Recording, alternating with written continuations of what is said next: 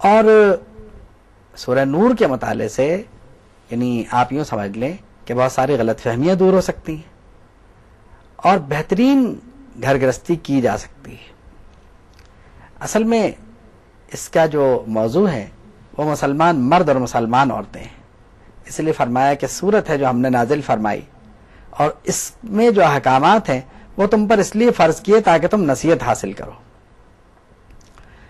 پھر غیر شادی شدہ مرد اور عورت جو بدکاری کے مرتکب ہوں، فرمایا ان کے لیے 100 کوڑے ہیں، اور اس کوڑے کے لگانے میں ان پہ کوئی حد مقرر نہیں، یعنی ان پہ کوئی، ان کوڑوں کے مارنے میں ان کے ساتھ کوئی رعایت نہیں برتی جائے گی، اور یہ سزا ان پر مجمع کے سامنے نافذ کی جائے گی تاکہ وہ عبرت حاصل کریں۔ مسئلہ یہ نہیں ہے کہ ان کی بے عزتی کی جائے، مسئلہ ہے کہ دیکھنے والا عبرت حاصل کی جائے۔ مسئلہ یہ نہیں ہے کہ دیکھنے والا یعنی یہ سمجھے کہ ان کی بے عزتی ہو رہی ہے، بلکہ دیکھنے والا عبرت حاصل کرے۔ اس لیے اس سزا کا نفاذ مجمع میں ہے۔ فرمایا کہ اگر تم مومن ہو تو تمہیں یہی کرنا ہے۔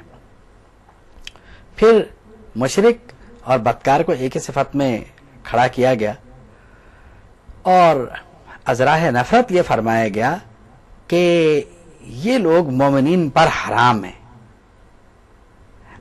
تفصیلات کے لیے کتب تفاسیر میں جایا جا سکتا ہے، یعنی اس میں سے جہاں کہیں ابہام محسوس ہو تو تفاسیر کی کتابیں ہیں انہیں دیکھا جائے تاکہ جو الجھن ہے وہ فوری طور پر دور ہو جائے۔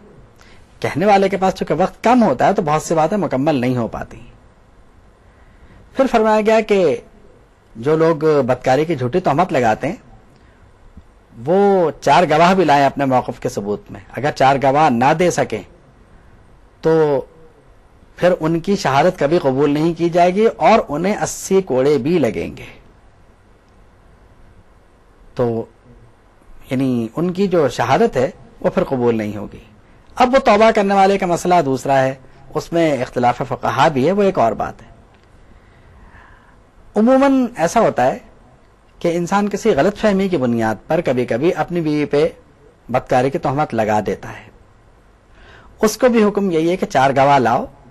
اگر 4 گواہ تم نہیں لا سکے تو پھر معاملات بدل جائیں گے، پھر لیان کا حکم آ جائے گا۔ اس میں یہ ہوگا کہ 4 مرتبہ مرد یعنی قسم کھائے گا اور 5ویں بار وہ یہ کہے گا کہ اگر میں جھوٹا ہوں تو مجھ پر اللہ کی لعنت ہو۔ اسی طرح عورت بھی 4 مرتبہ قسم کھائے گی اپنی برات کے لیے اور وہ کہے گی کہ مجھ پر اللہ کا غضب نازل ہو اگر یہ سچا ہے تو۔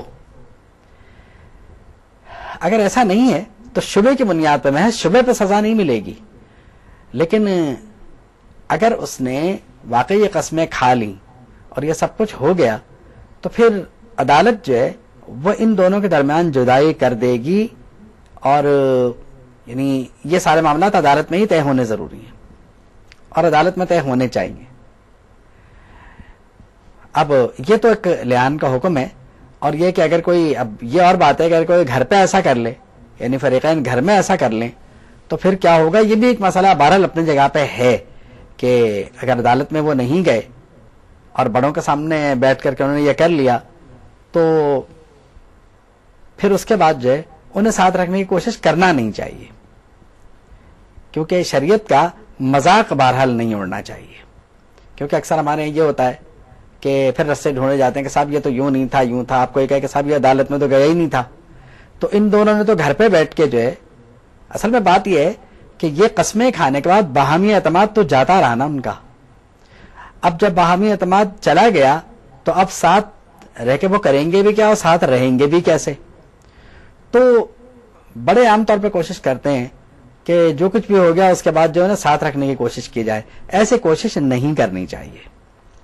اس کے بعد حضرت عائشہ رضی اللہ تعالی عنہا کا وہ مسئلہ جو واقع عفق کے سلسلے میں ہے کہ اس کی تفصیلات جو ہیں وہ سورت کے یعنی آیات کے شان نزول میں موجود ہیں، لیکن بات اتنی سی ہے کہ حضرت عائشہ رضی اللہ تعالی عنہا کو قرآن مجید میں بری قرار دے دیا گیا، اور منافقین کے تمام الزامات کا رد کر دیا گیا،